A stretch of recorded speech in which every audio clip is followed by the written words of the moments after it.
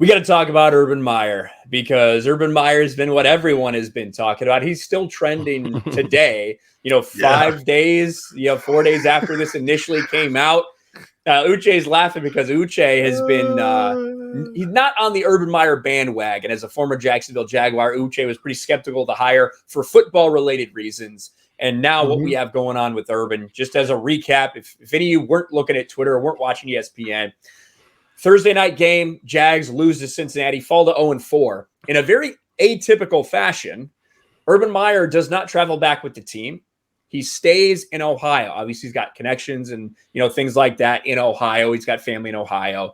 But what comes out is a viral video of him with this girl dancing up on him, who is not his wife. Later things have come out. Maybe this girl's popped up before, places Urban Meyer's been. He's taken pictures with these people. He's groping their asses, stuff like that, clearly. And Urban Meyer's forced to this apology that was not very genuine, where he looked down the entire time, looked like he didn't want to be there. And he gave some spiel about, they were just pulling me on the dance floor. I should have left. And it's a mess because the coach is supposed to be the moral authority for the team, right? They are held to a higher standard than everyone else because they're the ones that are holding players to a certain standard. So when that gets lost, you lose a locker room. How is anyone supposed to respect you anymore? And Uche, I know you got a lot to say on the subject, but what do you think about this blow up that's happening with Urban Meyer right now? As far as what happened in his response, then we'll get to what happens later in a little bit. I think his response to it was disingenuous. If you're really looking at the video of his apology and what he talked about, he didn't want to put too much out there because he didn't want to. I think he was thinking more about the situation he's going to have to deal with his family, more so than necessarily the situation he was dealing with the media. So he didn't want to really put himself in a negative light when talking. He wanted to seem like it was just an honest mistake. But come on, man, the film don't lie. The film never lies.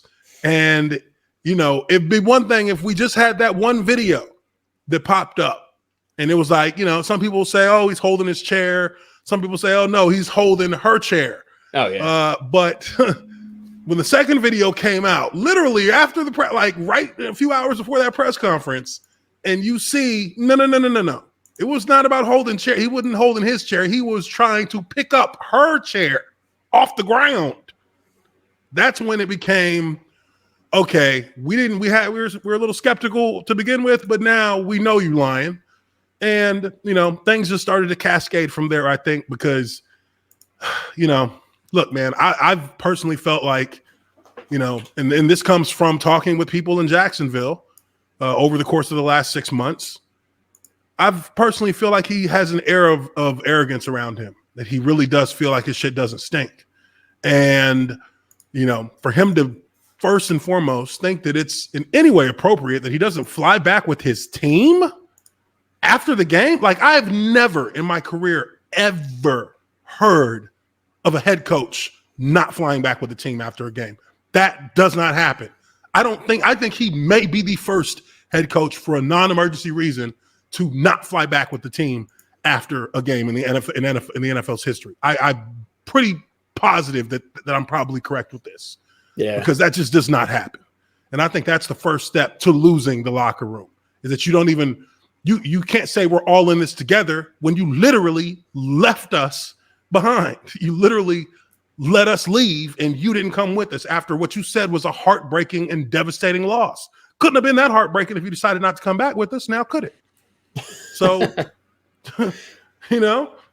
Yeah, I agree. And that's why I think there's a couple angles to this, as far as one, him not going with the team, in addition to the reports we already had about him losing the locker room a little bit. We're going to go over the reports here in a second about what a player from the Jags organization has come out and said. But Robert, initially, what's your reaction to this entire nonsense? I was surprised he took the job in the first place. I assumed it was a money deal because he's not expressed much interest in coaching in the NFL, and there is not a recent history of success with college coaches going to the NFL. I mean, maybe the greatest college football coach ever, Nick Saban, failed in the NFL. And so it's like, why exactly did he think he could be successful in Jacksonville, where they got some limitations already? It wasn't like he was in Barry Switzer inheriting the Dallas Cowboys, such that you couldn't, in the 1990s, such that you couldn't screw it up, even if you wanted to. And arguably Barry Switzer tried repeatedly, maybe by at least Troy Aikman's words. But, the words were that Meyer's been telling people for a while that he said being in the NFL is like playing Alabama every single week, and that he basically regrets his decision, and that as soon as he saw the USC job open up, he really wants out, and that he may be deliberately sabotaging himself in Jacksonville for the purpose of getting out of his contract so that he can go to USC where they don't care what you do. I mean, to be frank about it. God bless USC, but they're not known for their strict rules there. And not only that, in most college towns, you're the biggest celebrity if you're involved in the college football. And to some degree, the NFL similarly. One place that's not true is LA. LA, they got a lot bigger celebrities on the paparazzi list. So that's one reason why college football players can get into some bigger, they can be hanging out with Suge Knight on the sidelines and nobody really say, maybe that's ill-advised, given the Ramparts division issues. So I think he wants out. I think he wants out quick. I think the Cincinnati game just kind of like reinforced all of that for him. Gets a lead, should hold the lead, blows the lead. I think he sees, he couldn't handle going up against Nick Saban once a year. That's why he ran from Florida in part. He's going to stay around in the NFL with a young rookie quarterback that's going to maybe take a year or two.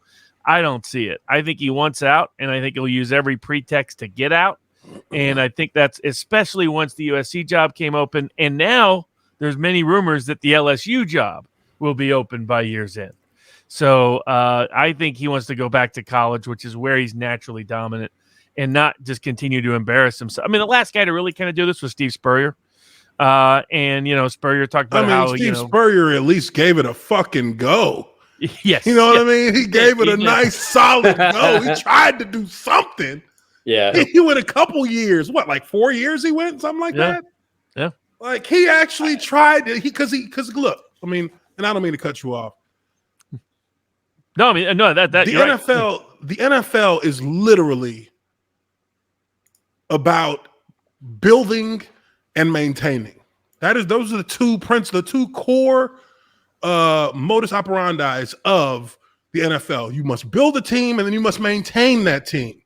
And these things are in cycles, and they're in 4-year cycles. You see that these teams that ascend, it's a 4-year ascension. In the 4th year is when the window is open. And then from 4 to 5, 5 to 6, those are the 2-season mini cycles from that point where you have a window. And if you can't get in if you get up to the ascension at year 4, by year 6, you need to be knocking on the door or kicking in the door. If you don't get in by year 6, you have to retool a little bit, and then you got another 2 years to do it. If you don't do it by then, usually they make a change. You change regimes. So you're looking at like a 6-year cycle total for an entire franchise to go from 0 to hero, right? This is week 4 of year 1. Oh, man. This is week 4 of year 1, and the cards are already crumbling. Why would USC want somebody like that? USC is not at the top of the recruiting classes anymore. Everywhere that Urban Meyer has been in his entire collegiate career, he's been at the top of the recruiting ladder. Who's going to go to USC knowing that Urban Meyer is the head coach and looking at what he did to a professional franchise in 4 weeks? Well, the thing is at these colleges, they've seen him do it at the colleges. They've seen him come in, and he's elevated every program he's gone to. Regardless of where that program was at, he's elevated them as soon as he got there. So I could see USC, who's literally just firing a coach a year, or trying to find somebody to fit. Like, I could see them taking a shot on that. Of course they would, no question about it. But I think Texas did, and I think Urban Meyer regrets he passed over Texas for Jacksonville. And I think he did it for money reasons and maybe ego curiosity. Could I make it in the NFL? And what does he figure out very quickly? He couldn't. I'll give him credit in that sense. I don't think he was ever going to make it in the NFL. He's not a Belichick obsessed he's not a builder. He's a CEO. He's not a builder. He's a delegator, and he takes all the credit. And that works okay in college. That in college you can do that because all you really got to do is recruit well. You don't have to do the grind that purportedly caused him to have health problems at 2 different schools to lead him to quickly resign. After he had success there, I think he wants more success. He's not going to get it in the NFL. Both he and Jacksonville will be better off when they both recognize that and just let him go and bring somebody else in. The question is, how long do they hang around pretending he wants to coach there and they pretending they want him to coach there? And that's the thing, Shad Khan came out and gave the he's lost he needs to regain our trust and our respect, which means he's lost it, right? He's lost the trust. He's lost the respect. That's what the opposite of that statement means. But they also give he's our guy. We look forward to having him prove this to us. You hear that all the time with coaches when they're about to be fired. You hear that all the time about quarterbacks who are about to be replaced. So it doesn't mean all that much. The one thing that's the PR spin. Yeah, exactly. What are you going to say? Yeah, I hope this guy quits so we don't have to fire him. Probably not. But this is the one thing that came out that was kind of just reiterating a lot of stuff that we'd heard. This is from Michael Silver. This is quotes he's getting from a Jacksonville Jaguar player, unnamed, but from what he says, a Jags player. I think I found out who that player was. Oh, interesting. Yeah. The Urban Meyer situation in Jacksonville has reached a crisis point, especially in the locker room. One player told me he has zero credibility in that stadium. He had very little to begin with. Players were put off by the fact that Meyer canceled Monday's team meeting as he dealt with the uproar over the videos of him and a young woman getting cozy in the bar. He even canceled the team meeting. He was too scared, a player said. Instead, Urban Meyer only apologized to position groups individually. He portrayed the woman in the video as a random person who was just there dancing. Suffice to say, his audience was highly skeptical. Said one player, "We looked at him like, what the fuck?" Right when he left, everyone started dying laughing, and he knew it. Bottom line, it's bad. I don't know how he's going to function. Well, the other thing is, if anybody knows a guy who's BSing about what he's doing with a woman at the bar, it's going to be a group of NFL players who can spot that about 10 miles away. Well, maybe I've been there on occasion, but so trying to do the whole, he should have done like Jimmy Johnson, do some sort of blow it off. Take the approach he took, pretending he was still Urban Cowboy. That's terrible. Yeah, look at this meme. The memes are great. Duval. Well, he's now Duval. He really, I guess I think he did this deliberately to get out, and I think maybe it will work because you can't be an NFL head coach and be a memeable joke. That doesn't last. Every NFL head coach is a meme to a certain extent. Yeah. I don't. But not a joke. He's supposed to be memeable in a fun way. Being a meme and being a joke is different. Yeah, everybody thinks you're a loser kind of way. I would be it would take a lot to convince me that it was intentional. That he intentionally got this blown up because. Oh, I don't think he did that. I think he decided to behave recklessly because he wants out. Because he knew enough not to get back. He had to get back on that plane. If you care about the NFL gig, you get back on the plane and go with your team. Yeah, dude. You don't hang out there. So I'm sure he didn't plan on getting photographed with the blonde, but the big choice was not being on that plane to go back with that was the big choice. That's where you lose your credibility with your players. So this is kind of like this is a process, so it's modular, right? So we lose a game. And really, to be honest, I didn't even really care so much about them losing the game because they played the best game they played all year. You saw improvement. That's literally the only thing that as a head coach that you should have been looking for. My team, we lost. That sucks. But we actually got a lot better this week over last week. It was night and day, to be honest. They looked like a professional football team. So you would think that would be the first spark of inspiration for not only the coaching staff, but also the players to keep doing what they're doing, to keep, working the way that they're working the process to try and get themselves into their first W. It doesn't make sense to me that as a head coach, being the person that he says and claims that he is, with his principles about family, about honesty, about, integrity and all these different things, the one decision you made was not getting on that plane and returning back to the fucking city where you came from. like, which is literally like, I thought they were on a bye week when I saw this video, because I'm like, what is he doing in Ohio? You know, they played on Thursday, but still, what are you doing in Ohio? Yeah. On Friday, you watch film as a team. You have a team meeting on Friday. You have position meetings to watch the game film. And then after everybody watches the game film, you may have guys who are scheduled to get in a weight lift. And then, you know, everybody goes home. You're off the next day. You probably get Saturday and Sunday off. If you want to go out of town, go ahead. Saturday and Sunday.